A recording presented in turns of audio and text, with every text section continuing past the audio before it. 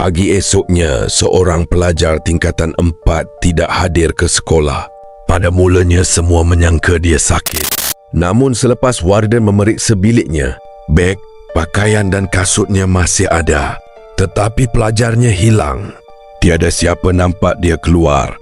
Rakaman kamera CCTV juga pelik.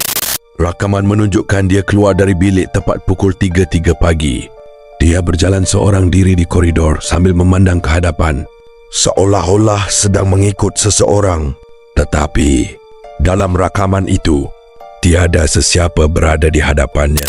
Selepas dia membelok di hujung koridor, rakaman menjadi gelap selama beberapa saat. Apabila gambar kembali normal, pelajar itu sudah tiada. Seolah-olah lenyap begitu sahaja. Pihak sekolah memberitahu semua pelajar supaya tidak menyebarkan cerita tersebut. Katanya pelajar itu hanya pulang ke rumah.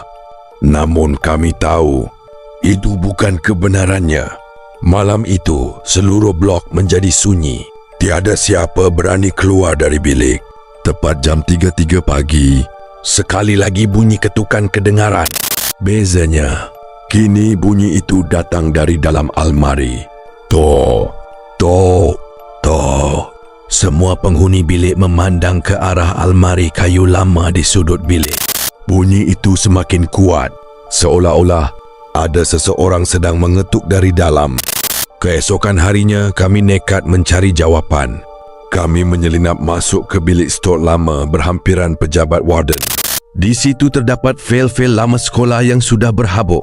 Selepas hampir setengah jam mencari, kami menemui sebuah keratan akhbar bertarikh lebih 20 tahun lalu.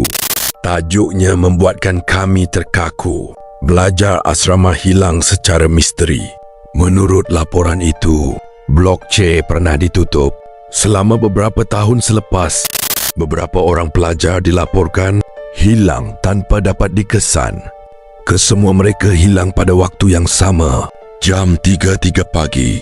Lebih mengejutkan, di bawah bangunan Blok C sebenarnya terdapat sebuah bilik bawah tanah lama yang pernah dijadikan stor ketika sekolah mula dibina. Namun selepas satu kejadian misteri berlaku, pintu menuju ke bilik bawah tanah itu telah ditutup dengan konkrit. Seorang pekerja sekolah yang sudah berusia menghampiri kami. Dia melihat keratan akhbar itu lalu berkata perlahan, "Kamu dah jumpa rahsia sekolah ni?" Kami terus bertanya, "Pakcik, apa sebenarnya yang berlaku?" Orang tua itu memandang tepat ke arah kami sebelum menjawab dengan suara perlahan, "Mereka yang hilang dulu, bukan yang terakhir." Belum sempat dia menyambung kata-katanya, loceng sekolah tiba-tiba berbunyi sendiri. Padahal ketika itu belum masuk waktu kelas. Serentak dengan itu, dari bawah lantai stor, kami terdengar bunyi seseorang mengetuk. Tok, tok, tok. Seolah-olah ada sesuatu sedang cuba keluar dari bawah bangunan asrama.